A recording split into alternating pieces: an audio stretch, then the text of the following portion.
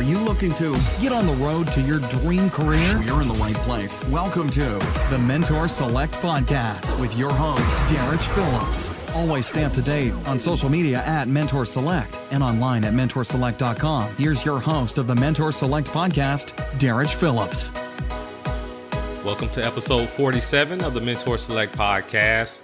It is always a great pleasure and honor to have you join us. If you have not had a chance, be sure to like, share, and subscribe to the Mentor Select Podcast on whatever podcast platform that you're listening. It just really helps to grow the Mentor Select community and which provides high quality virtual mentorship to those who need it the most.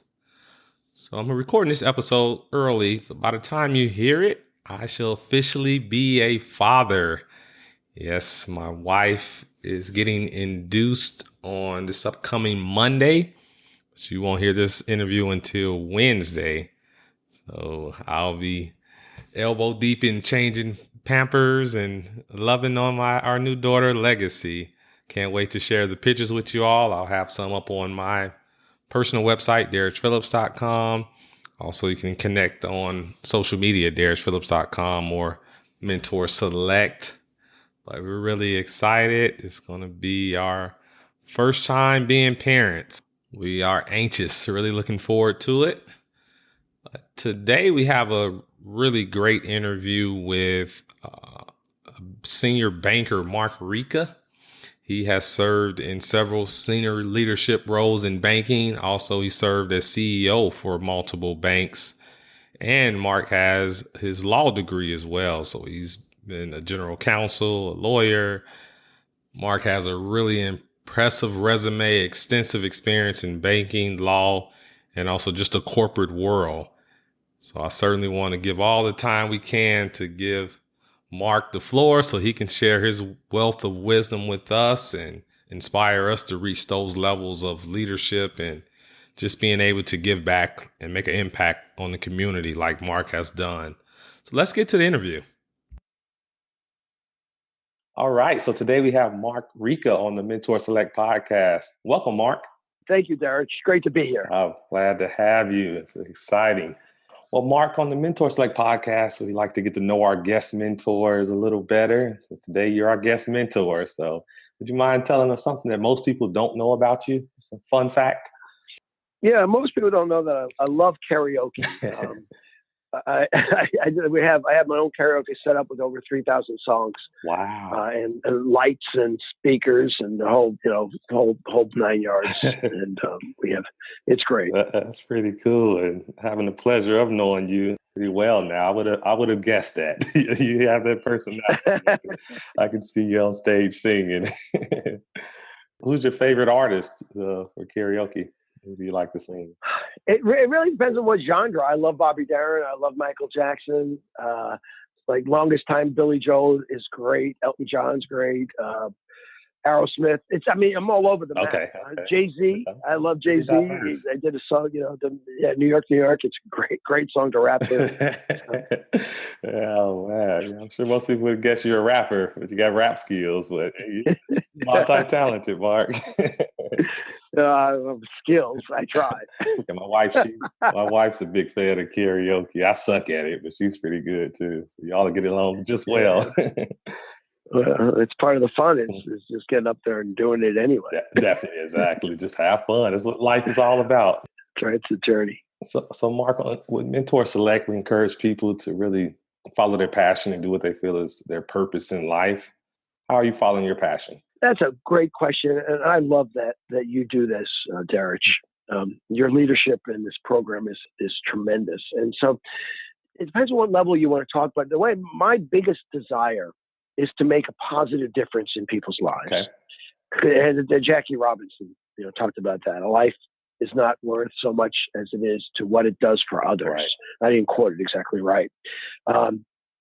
But it's about giving back and making other people's lives that I feel most enriched. Yeah. So I try to do that with everything I do. I try to think about what am I doing to make the recipient's life better. Okay. Now, clearly in the heat of the day, I lose sight of that, and I'm thinking about what's making my life better. If I'm stressed or overworked, yeah. I do still try to bring it back and say, okay, wait a second, it's not all about me. I know I'm not bulletproof and I do have needs and I have to take care of those too. But it's also about what can I do then to stay balanced so that I'm making the situation better. Okay. And that to me is living my passion. If I can do that, whether it's karaoke, whether it's at work, whether it's doing charitable work, with kids, watching a game, whatever it is, what can I do to make the situation more positive? Wow. Yeah, I love that approach. And certainly that's what it's all about. While we're here, of course, we have to, like I say, take care of our own needs, but at the same time, we can make an impact on others' lives. So that's great. What do you do for your career? Right now, I'm on my third career. I'm a banker. I've worked in different size organizations. And in fact, I said third career. My first career was working for GE, which is a huge organization. And then I became an attorney in a small law firm, which we had about 15 employees. We grew it up to close to 30 employees before I left that. Wow. And then I became a banker. The challenge is it's not size that matters as much as the team that you build with the size that you have. Gotcha. Okay. And there are different complexities, different products, and you have to understand your trade. No matter what we do, we have to learn our trade. Right. But it's the most critical thing we do is again making everyone's life better, and that's still holding people accountable. So it's building a team, whether it be your own employees or people outside the organization. If you're a solopreneur, you're building relationships to succeed, and that's the most critical thing. One of the most critical things I do, I try to do correctly every day. Yeah. Wow. That's a great insight. And it reminds me of the book From Good to Great, how he talks about having the right people on the bus. So yeah, all comes down to team at the end of the day, whether you're managing thousands or billions of dollars, it's all about the team. Love it. Love it. Yeah. Getting the right people on the bus and then getting them in the right seats, as you well know.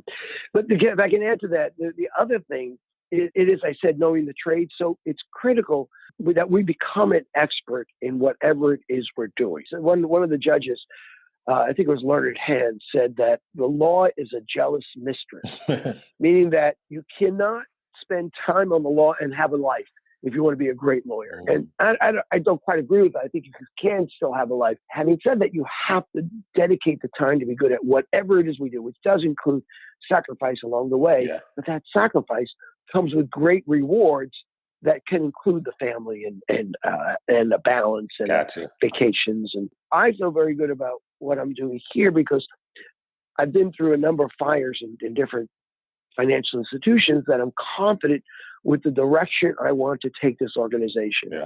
And that confidence enables me to be much more decisive and enables me to win the support and the faith of the people working with me. Because if I can't get the support and faith, I'm destined for failure. Gotcha. So that's what I said. It is important to be good at our trade. And a lot of us go through struggles in life where we're not sure about the future, we're not sure what decision. I do that too.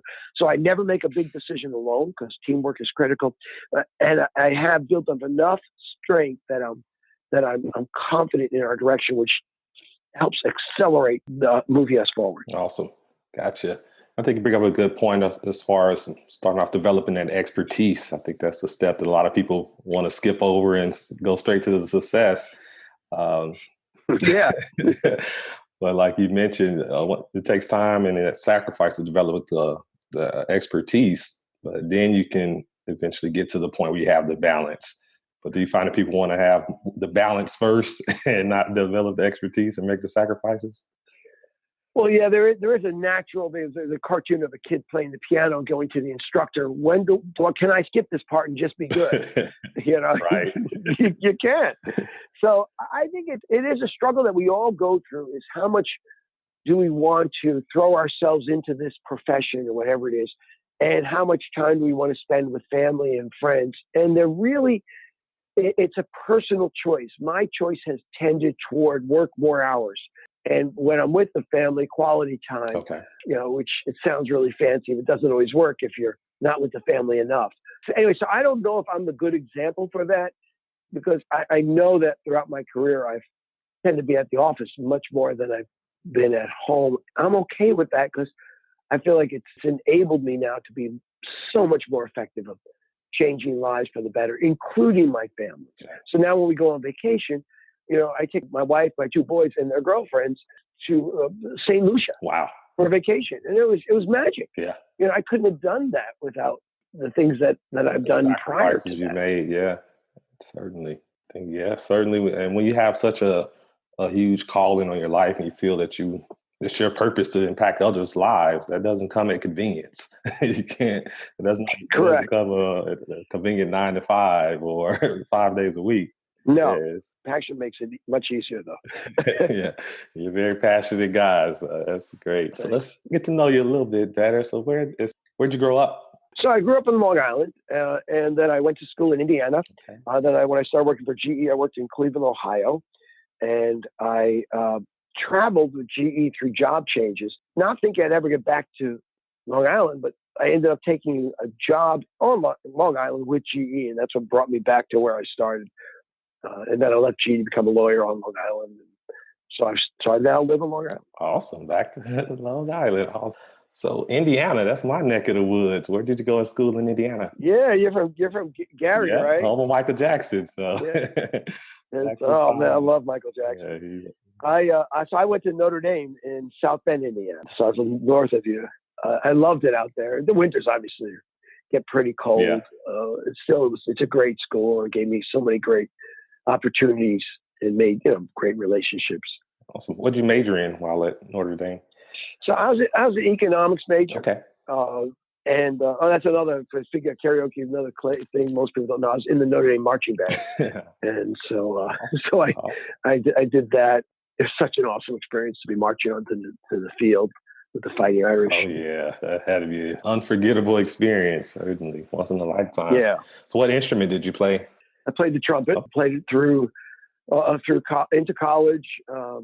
I competed with it because again, learned the trade, and I would practice sometimes 4 hours a day, 3 hours a day when I really got into it in high school. Wow. So it's not every day, but definitely on weekends and things. Cool. So, Mark, have you always had that strong work ethic and discipline? I think so. So there are 5 kids in my family, 4 boys, 1 girl. Okay. And my oldest brother, it's amazing how, and we all know this, but it's worth taking time to think about it. Who are our role models and who shows us how to do things? Yeah. And that could be a family member, it could be a friend, or it could be someone we don't even know, someone that we admire in society, like Thurgood Marshall. Right. I admire Thurgood Marshall. He's not a family member. I never met him. But I still admire the things that he was passionate. He was very, very thoughtful about driving forward. So we can pick up things from all these sources that can help make it easier for us to say that, oh, I can do that. And now that I know I can do that, I'm willing to put my heart in and try it. We are often so defeated because we get these ceilings on us and we think I can't do that. Right. And it's very, very unfortunate. So my older brother was a leader in the class. Okay. He was top of his class. He was on the football team, the baseball team, a captain of those teams. He was president of the class. And I couldn't do all those things. I didn't make the baseball team. I did make soccer, and I barely made the soccer team, barely made the golf team. And I became a class officer. But it's still he helped show that there are things that we can do. And my parents kept instilling that in me. So I was very, very fortunate to have guidance that close that instilled it. But like I said, we could pull it from multiple places and just kept pushing myself to get better. And I really did climb out of, for me, it doesn't compare to so many stories, but for me, I climbed out of doldrums because in the sense that my brother, I have identical twin brother. Oh, wow. Okay. He was better than me at everything we did, or almost everything. And when I was in 3rd grade, I had one teacher, they split us up in class and I was not learning. I can't blame the teacher for everything. I was just a slow learner. Okay. And my teacher allowed me to play with cars. And so when it came time to move me to 4th grade, they said, you were going to leave me back. Oh, wow. Because I just was not, and they really should have left me back, except my mother would not allow it. And she did the right thing. Yeah.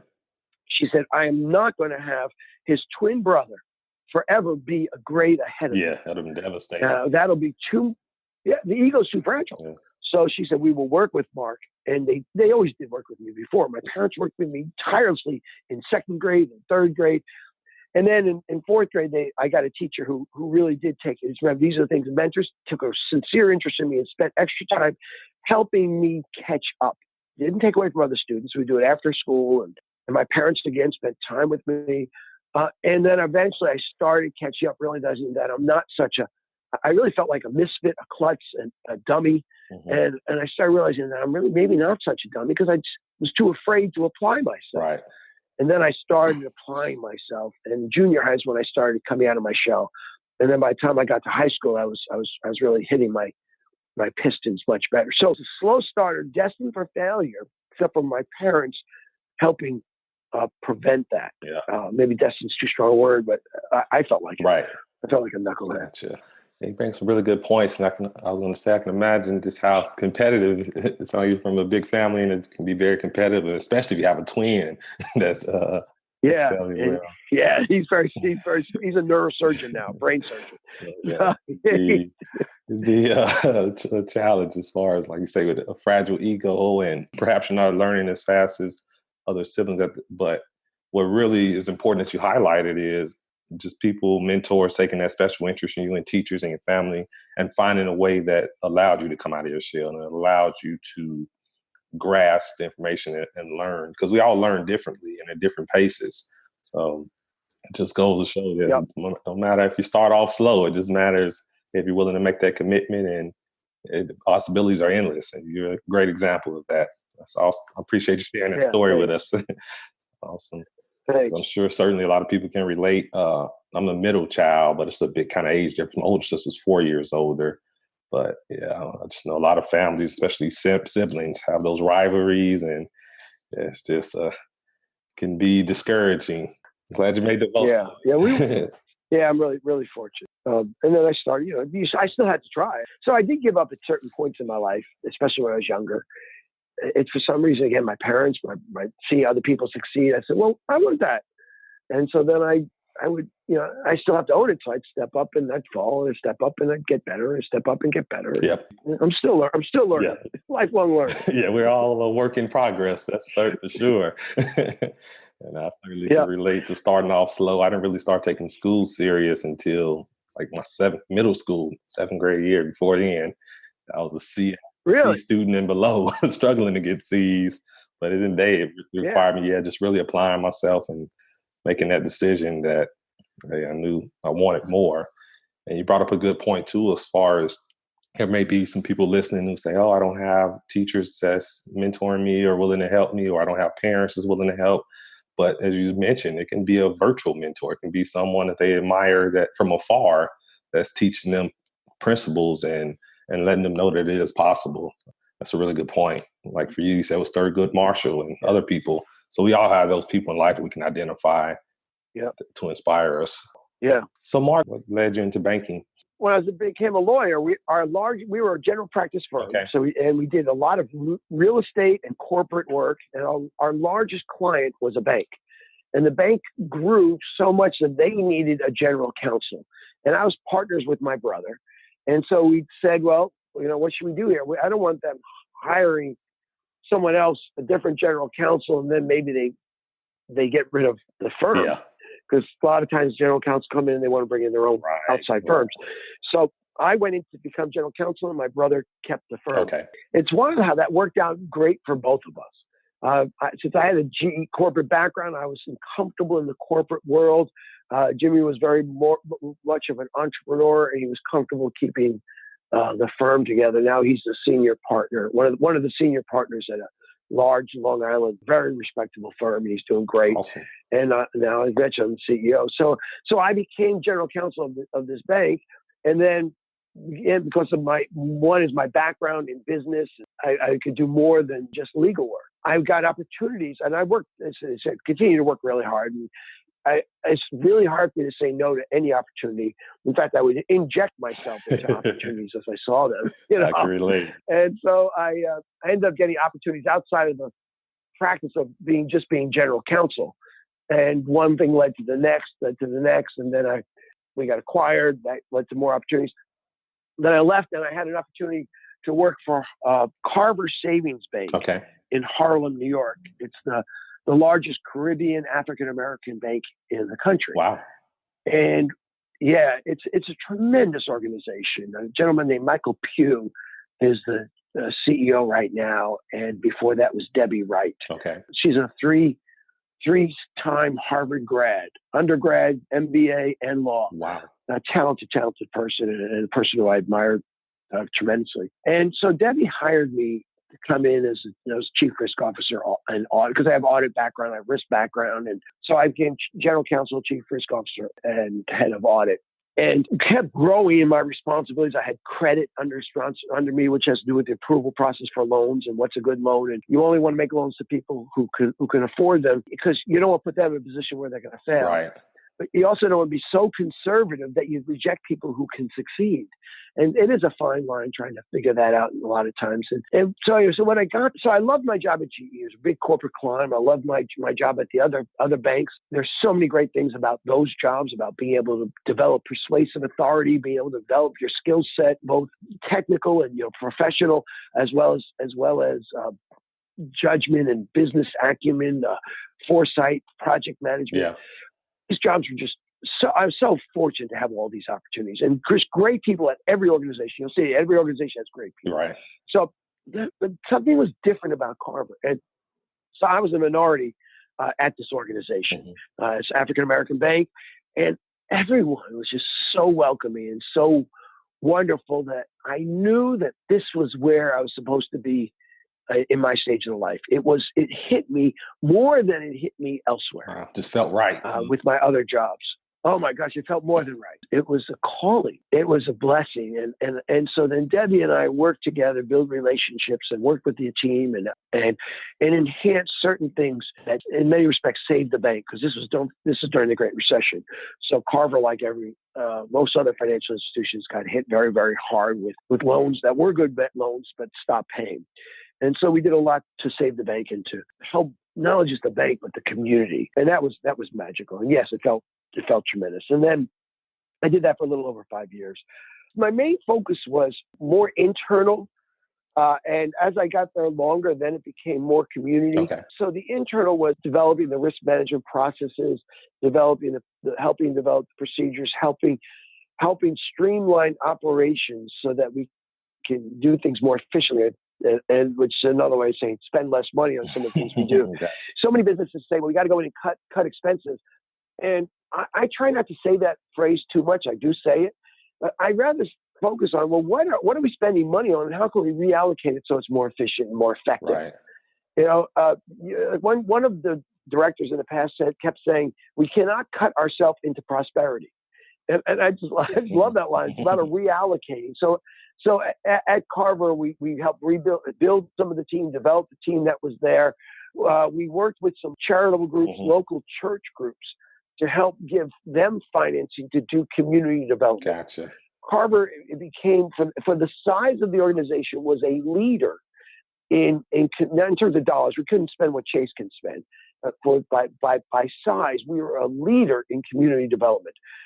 Working with these various programs, including government-sponsored programs that motivate people to put money into inner city development, where you're going to be creating permanent jobs. We did that, and I've been involved with the community, involved directly with these organizations, and working with people at Carver to help. Tremendous people at Carver to help do that. There's one of the people who I've made good friends with is Blondell Pinnock. She was head of our community development, and she ran that organization. She knew what she was doing. She feisty, organized, compassionate, to always do the right thing, even though no one was looking. And so she helped lead us in many of these. Most of these community development, and Debbie Wright also continues to be a luminary, lead us in these community development activities. And I was just so thrilled to be part of that. Wow. Certainly, I just hope the listeners, I know I feel it, but hoping the listeners just take note in terms of just how you can just feel your excitement and passion for the work you were doing there and the work you still do. So that's really what it's all about. It's fulfilling, and it really let you know that, hey, you're Yep. making a difference. That is priceless. Yeah. And another guy I worked with, James Basin, he was the chief lending officer. Now he's running a community group. He's the CEO of a community group. And it's just like, this is coming all out of Carver. So yeah, it is very exciting. Wow.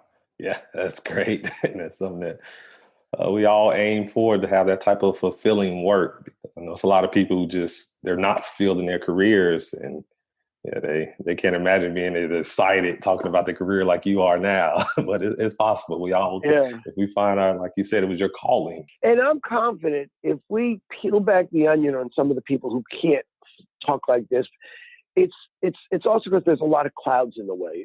When we stop, we're not thankful for being able to breathe. But if you ever get stuck underwater for a little bit, it'll remind us pretty quickly how valuable breathing is, because it comes natural. So there are a lot of things that we end up taking for granted that we don't know until it's gone, or we're not focusing on. I have consciously focused more on, hopefully I consciously appropriately focus on gratitude and about appreciating the finding. Now we could change the whole conversation to focus on all the negative things or things that didn't go right. It's a waste of time. It does not take away from all the good we have done. Each of us listening to this podcast, we've all done tremendous amount of great things. And if we like that, then let's accentuate that more. If we don't like the things that we're doing, then let's change it. I agree. It's our choice. Yeah, it all comes down to choice, certainly. So where'd you go after you left Carver? So then I got an opportunity to become the CEO. That was my first CEO job was after Carver. I ended up becoming chief financial officer and chief administrative officer at Carver. So I got to even run more of the bank, but I wasn't getting the CEO nod, which is very understandable because we had a CEO.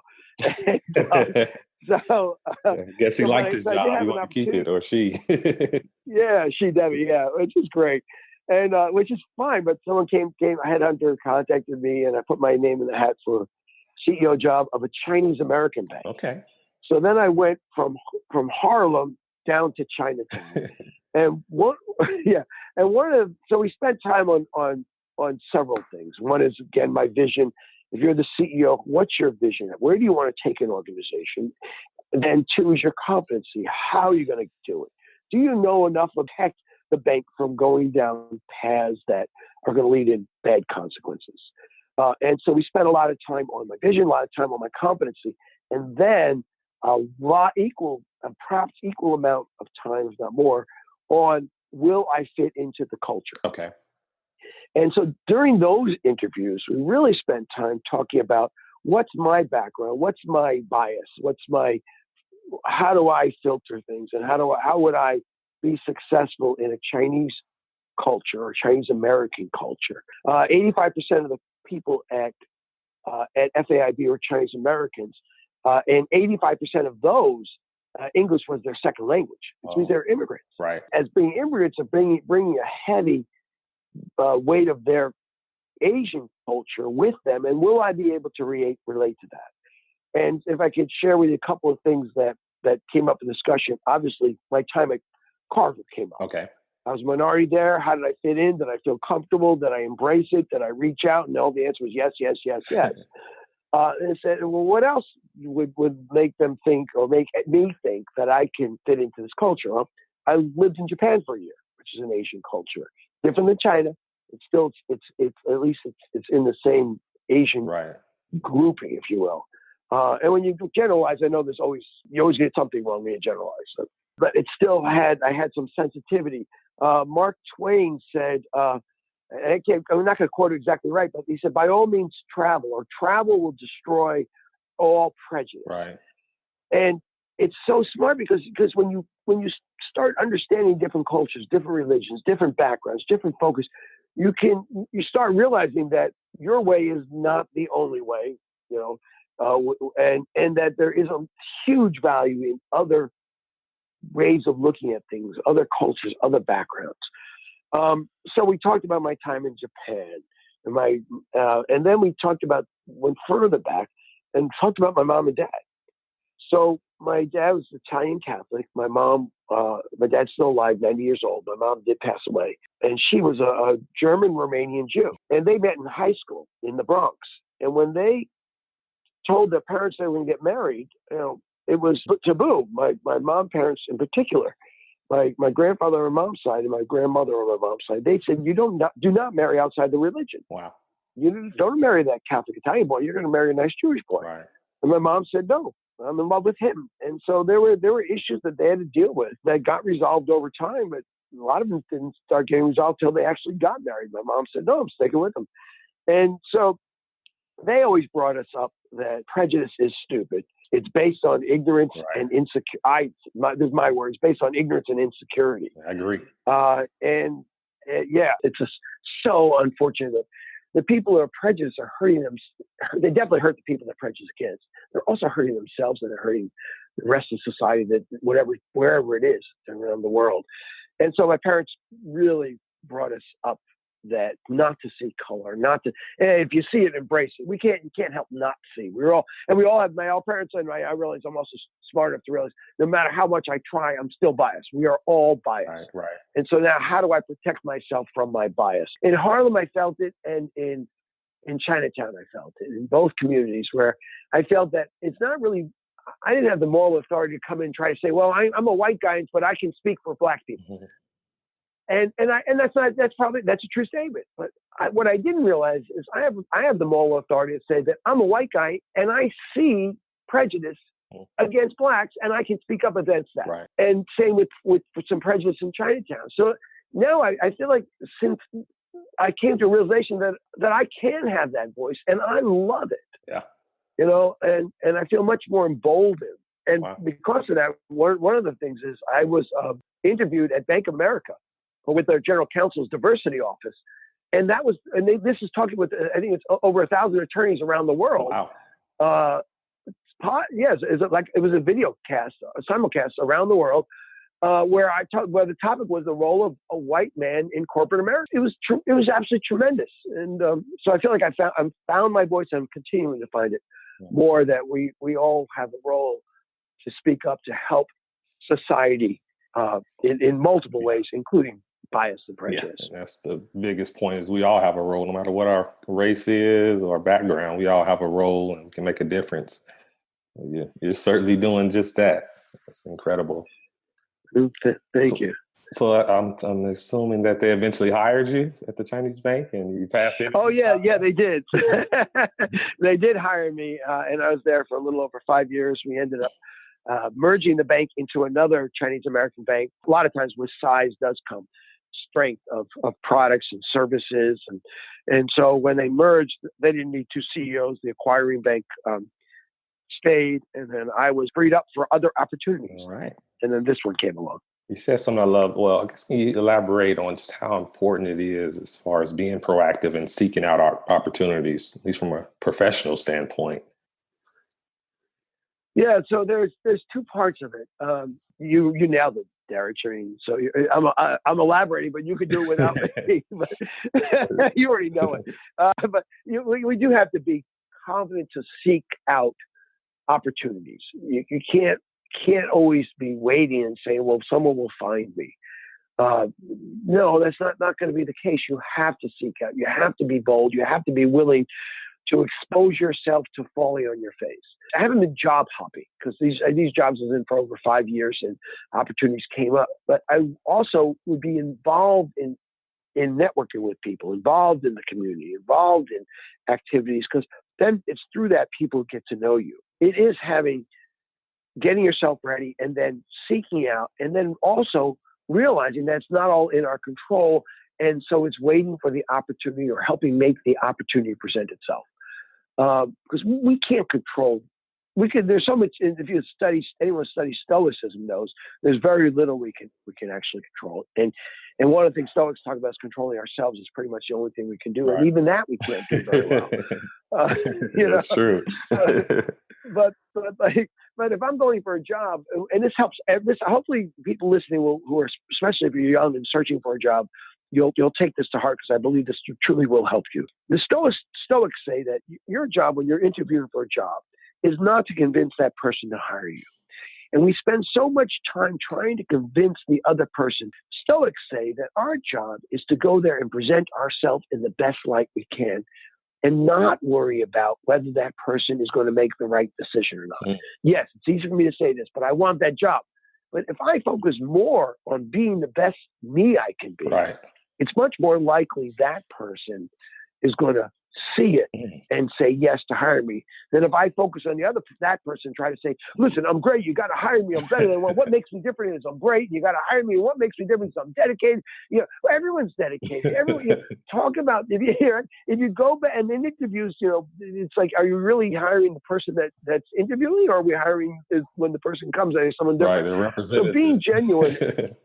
Yeah. I've had people that I've interviewed that have tried to cover up that they didn't know something. That's a component of the job, an important component. It was obvious. And this happened multiple times. So this isn't just one. A few questions makes it obvious and they fail. Right. So they're done. That interview's over. Yeah. I've also done interviews that have ended where I say, so what do you know about our company? And they say, nothing. I just got sent here by the head hunter. That interview's over. That's over. You got to prepare. Yeah. But then when I ask them about what they know about the company, and they said, well, how do you fit in this job? I said, well, this is how I fit in. Well, what weakness you have? None. That interview's over. A guy for a senior role here at this organization, interviewed and told me he had no self-awareness there. Now, it's almost impossible self-awareness. Almost impossible to get that. Yeah. So you got to prepare for know who you're interviewing, know the job, and then be your authentic self and say, this area I'm not that strong in, so I will have to work hard or learn more about that. And when you have someone honest like that, then I can trust them, because then I know that when they get in trouble, which we all get in trouble, that they're going to come to me for help rather than bury it and make the problem worse. Right. And I love what you said earlier, which is one of the Army core values, is integrity, doing what is right even when no one's looking. And that's really, that'll take you far, that principle, certainly. Oh, yeah. Your character is much, much more important than anything. Yep.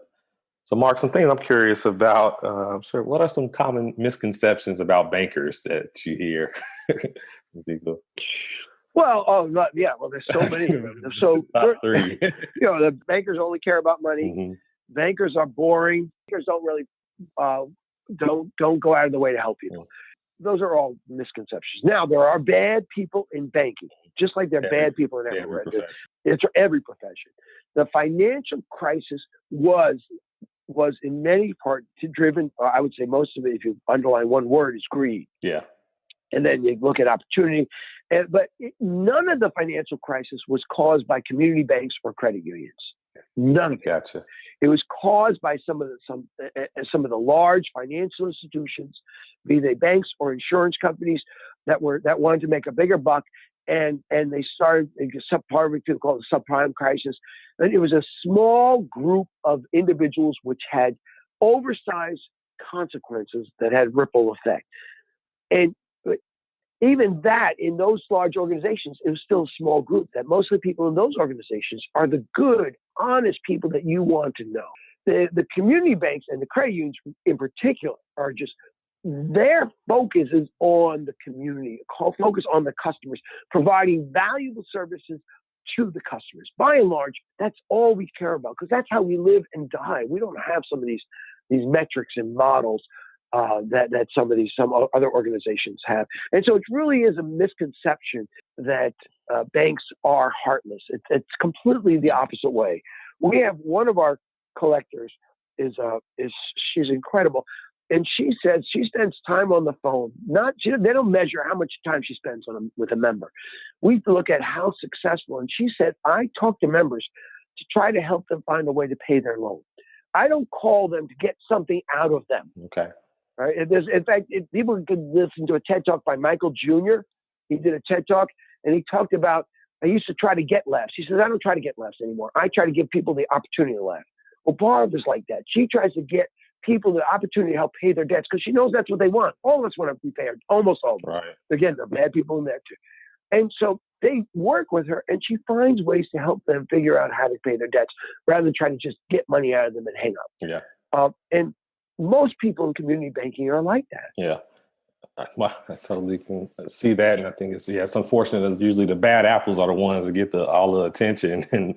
But knowing you personally, you certainly are passionate about helping people and you're far from boring. You like karaoke, and you have a very vibrant personality. And, yeah, it's just truly, and you're very modest at the same time and humble. So I love how that's all. Wow. Well, if I say thank you to being modest, thanks. If I say thank you to being modest, does that mean I'm not modest? May.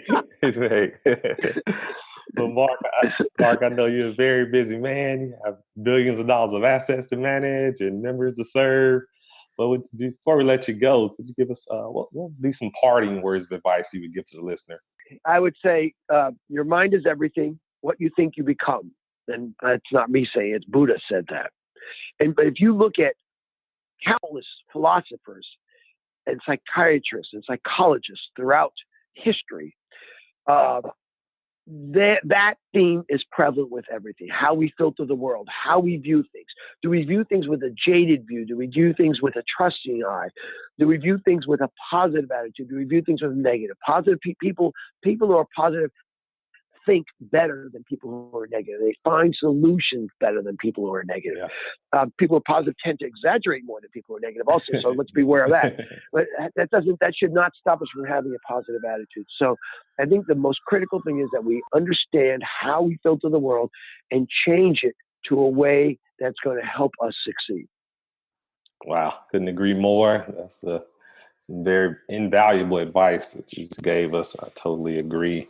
And I just read a quote the other day, I think it was from Dr. Nito Cobain, where he said that success very rarely comes to people who are expecting failure. Summarize everything you just said. If you're thinking positive, yeah, but if you're thinking negative, you're rarely ever going to get success because you're really attracting that negativity. Yeah. That's right. Now we will have bumps in the road, but that's to be expected. If a baby stops standing up, it would never learn how to walk, and it falls down multiple times. Exactly. So it's okay. It's still a positive attitude that we're going to get positive results. I agree with you. Love it. Well, Mark, we really appreciate you taking time out of your busy day to share your wisdom with us. You give us a lot of great tips and advice. Well, great, Mark. We really appreciate it. You're a phenomenal leader. You're a great friend and mentor. So I'm really glad to have you on the podcast. It's been an honor. Well, it's my honor, Derek. You're an awesome, awesome individual. You're doing great things. I'm so excited about where you are and where you're headed for yourself, your family, and for us. We need you. You're great. Thanks, Mark. That was a phenomenal interview with Mark. He is a wealth of wisdom. Really appreciate him sharing just his experiences and advice with us. I'm sure many of us have aspirations of reaching the levels of leadership that Mark has reached and just making an impact on the world. And as you can tell, he's very humble and he truly is focused on making other people's lives better. So that's something we all can aspire to. Well, that's it for this week. Be sure to tune in next week for another interview with one of our phenomenal guest mentors. Thanks so much for listening to this episode of the Mentor Select podcast, helping you identify and follow your passions. For more great content and to stay up to date, visit mentorselect.com and Mentor Select on social media. If you enjoyed today's episode, please rate and review. We'll catch you next time.